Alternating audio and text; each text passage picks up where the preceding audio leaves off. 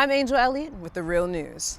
The heat isn't the only thing rising in Baltimore as the summer months approach. The rate of crime and violence escalates in seeming syncopation as the weather warms. In June alone, 6 were slain within the first week. So it would make sense that Baltimore City would enact a tougher youth curfew law, right? Critics say no.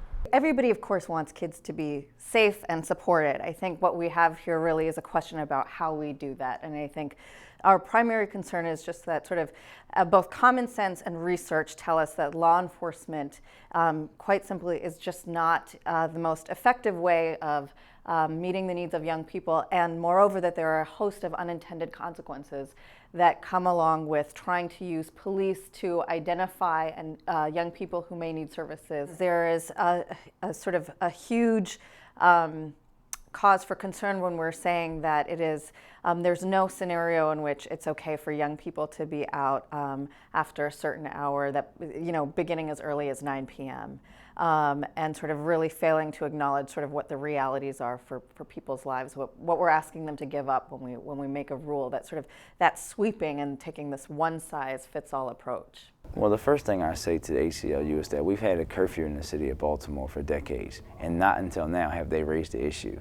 And I probably, as serving as vice chairman of the public safety committee, but also being the most outspoken against the Baltimore Police Department, get more complaints probably than any other elected official in the city about the Baltimore Police Department. I have never, not once, gotten a complaint from a citizen complaining about the city police department enforcing a curfew. Lawmakers say that the youth curfew law isn't designed to criminalize or detain youth. It's more for those who are in need of social services who wouldn't normally receive them.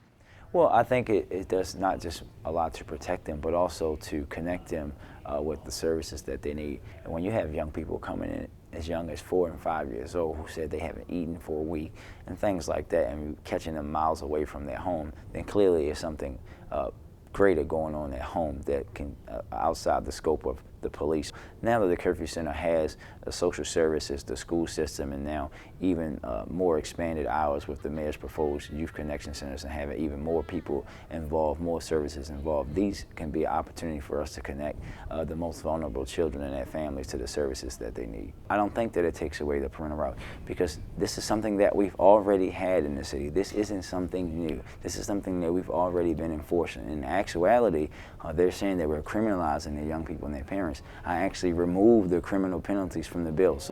What this really comes down to is sort of thinking about how laws like this are actually implemented in practice, right? So I think there's a sort of superficial appeal that sounds for, oh, kids should be safe, they should be inside.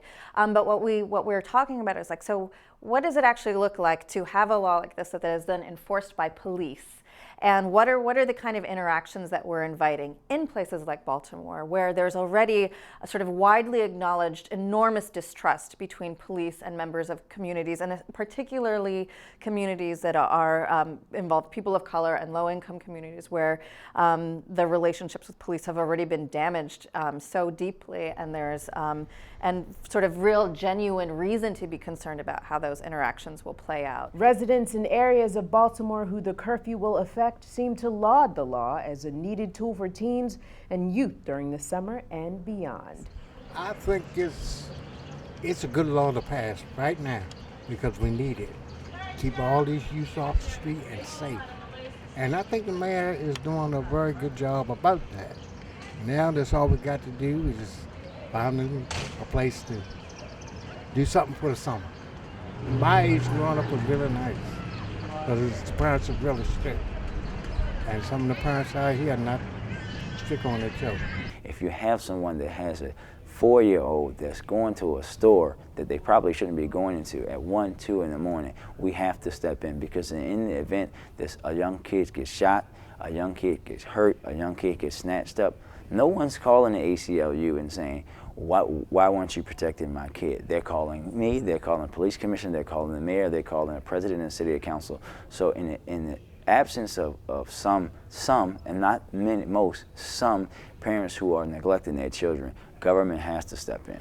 I think it's a good idea because the streets are not a nice place to be at in the evening, because the teenagers are actually running rampant. I mean, you're actually afraid to walk in a certain part of the area at nighttime, at a certain time of night, when actually they should be in the house already, especially when school is in session.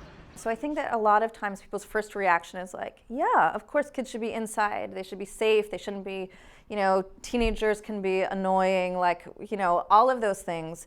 But I think when people step back and we start breaking down sort of what kind of interactions are we actually talking about? What are we giving up? What are we incentivizing in terms of police interactions? I think people's minds change, and I've had that experience where I've walked into a community association meeting where there is overwhelming support for the curfew because people have heard maybe sound bites from well-intentioned legislators about what they're hoping to do, and nobody has come in to say, hold on, let's talk through what this actually looks like on the ground. And then once you have that conversation, people's attitudes really change. No parent wants their kid to have negative interactions with law enforcement, and I think many Baltimore parents have had that experience.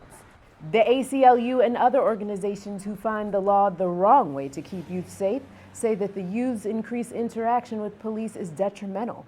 While council members and the chief author of the bill, Councilman Brandon Scott, says that the youth who are picked up won't be subjected to criminal lockup procedure. They don't put the young kids in handcuffs or anything like that people are saying. It just simply does not happen.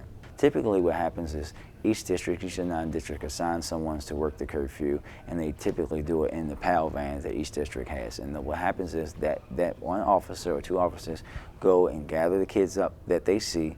They don't mess with kids on their own street or their own block. They don't mess with children that are sitting on their steps, and they take them down to the school system headquarters where the curfew is located. If we want to build supports and services for families, fantastic. Everybody has been saying we should do that. Everybody has been saying we need more rec centers, we need longer hours, we need more ways for families who are struggling with all of the challenges of raising kids to access supports. But we don't need to use law enforcement to do it. We don't need to set up barriers for people to find that help voluntarily. It starts at home, and right now it's not happening because the kids are raising their self. And the streets are helping to raise them and teaching them, so yeah, the curfew is, I think it's a good thing. Rolling to 9 o'clock. No one can tell me a legitimate reason for an 8, 9, 10-year-old to be out at midnight or to be out at 10:30, 11 o'clock at night, miles away from home with no parental supervision. They need to be supervised. They need to be at least somewhere where an adult guardian or someone that is of age can see them in the case if something happens to them. But I still think it starts with being supervised. The parents need to know where their children are, what they're doing, because a lot of them don't know, because they're busy with their own lives. That's why I say they're actually raising themselves. All we can really do is wait and see how the law takes effect when Mayor Stephanie Rawlings Blake signs it into law. It should be in effect in July. I'm Angel Elliott for The Real News.